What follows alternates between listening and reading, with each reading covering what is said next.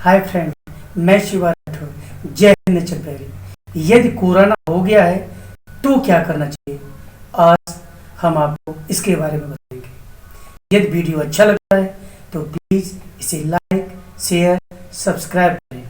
Hello दोस्तों, इस corona महामारी के साथ साथ टाइफाइड भी चल रहा है।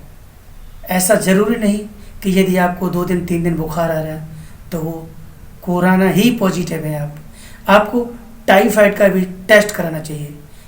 इस बीच में कई हमारे मित्रों को और कई रिश्तेदारों को जो मैंने मालूमात किया है, जो जानकारी हुई है, उससे ये पता लगा है कि उनको टाइफाइड निकला है। दोस्तों, आज सोशल मीडिया के द्वारा व्हाट्सएप से, फेसबुक से, यूट्यूब से हम देख रहे हैं इतनी अफवाहें हो रही हैं। प्लीज़ आप अफवाहों पर ध्यान मत दीजिएगा। अफवाह में कोई भी कदम जानलेवा साबित हो सकता है। बिना चिकित्सक की सलाह के, बिना डॉक्टर की सलाह के यदि आप एक कदम भी आगे बढ़ते हैं तो हो सकता है वो कदम आपके लिए खतरनाक साबित हो जाए, जानलेवा साबित हो जाए। इसलिए सबसे काम लें, धैर्य से काम लें। भगवान सब कुछ जल्द से जल्द ठीक करेगा। मित्रों, आपको ज़रूरी इंस्ट्रूमेंट परचेज कर सकते हैं जो आपके लिए आवश्यक है।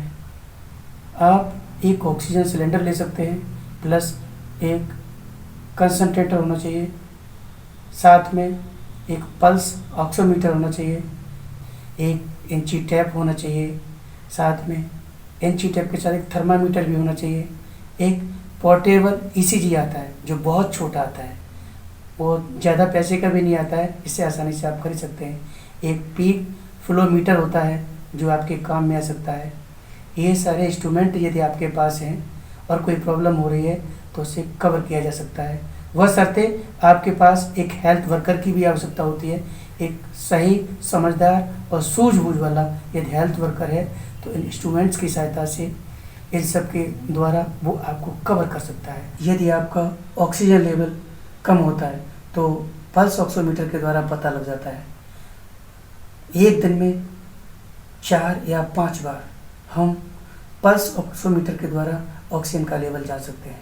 एक बीपी इंस्ट्रूमेंट की भी ज़रूरत होती है, जिससे हमारा बीपी का लेवल क्या है, बीपी फ्लक्चुएट कर रहा है, अप एंड डाउन हो रहा है, तो बीपी इंस्ट्रूमेंट की भी आवश्यकता होती है। उसके द्वारा हम ये जान सकते हैं कि हमारी बीपी की करंट सिचुएशन क्या है, हमारा बीपी किस लेवल पे काम कर रहा है सही तरीके से। दूसरा, हम ये कहना चाहेंगे कि जो टीवी पर प्रबुद्ध जन आ रहे हैं, जैसे डॉक्टर रणदीप गुलेरिया जी हैं, डॉक्टर नरेश त्रिहान जी हैं, डॉक्टर राजू व्यास जी हैं। मित्रों, ये बहुत ही महान प्रबुद्ध चिकित्सक लोग हैं। इनकी राय को टीवी पर सुने और इनसे सीखें और इनकी राय को मानें। प्लीज़ दोस्तों, मैं आपसे एक अनुरोध ये करूँगा कि जो WHO की गाइडलाइन है उसे आप ज़रूर फॉलो करें। कोविड-19 की गाइडलाइन को अगर आप फॉलो करेंगे तो मैं इतना जानता हूँ कि इतनी जल्दी आप पॉजिटिव नहीं हो सकते हैं, और जो भी कोरोना कैरियर के रूप में काम कर रहा है उसके आप संपर्क में नहीं आएंगे। क्योंकि जब आप मास्क लगाए होंगे, जब आप प्रॉपर सोशल डिस्टेंस को मेंटेन करेंगे तो इतनी जल्दी आप पॉजिटिव नहीं हो सकते हैं।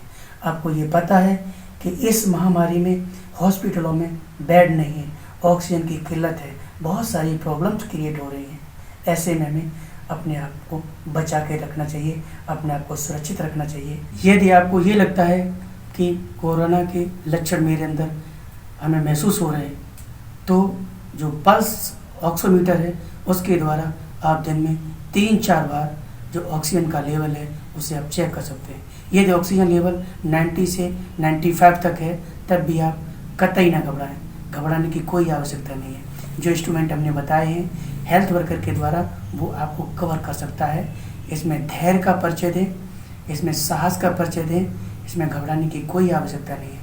ऑक्सीजन, अगर ये इंस्ट्रूमेंट नहीं है और ऑक्सीजन की प्रॉब्लम आ रही है, अगर आप सांस नहीं ले पा रहे हैं तो अमूमन हम लोग पीठ के बल लेटते हैं, और जब ऑक्सीजन की प्रॉब्लम आती है तो हमें पेट के बल लेटाया जाता है। पेट के बल लेटने से हमें राहत मिलती है ऑक्सीजन लेने में। तो दोस्तों, ये जो हम जानकारी दे रहे हैं, इस जानकारी को आप अधिक लोगों तक शेयर करने की कोशिश करिएगा। और हाँ दोस्तों, यदि आप किसी बड़ी बीमारी से लड़ रहे हैं तो आपका जो चिकित्सक है जिससे आपका इलाज चल रहा है उसकी अनुमति के बिना, उसकी सलाह के बिना रेमडेसिविर वैक्सीन बिल्कुल मत लगवाइएगा, क्योंकि इसके साइड इफ़ेक्ट भी होते हैं। इसलिए बिना चिकित्सक की अनुमति के, बिना उसकी सलाह के किसी प्रकार की कोई दवाई बिल्कुल ना लें। इसके लिए चिकित्सक एडवाइस बहुत ज़रूरी है। WHO की गाइडलाइन को फॉलो करना बहुत आवश्यक है। कोविड-19 की जो गाइडलाइन है उसको फॉलो करना अति आवश्यक है।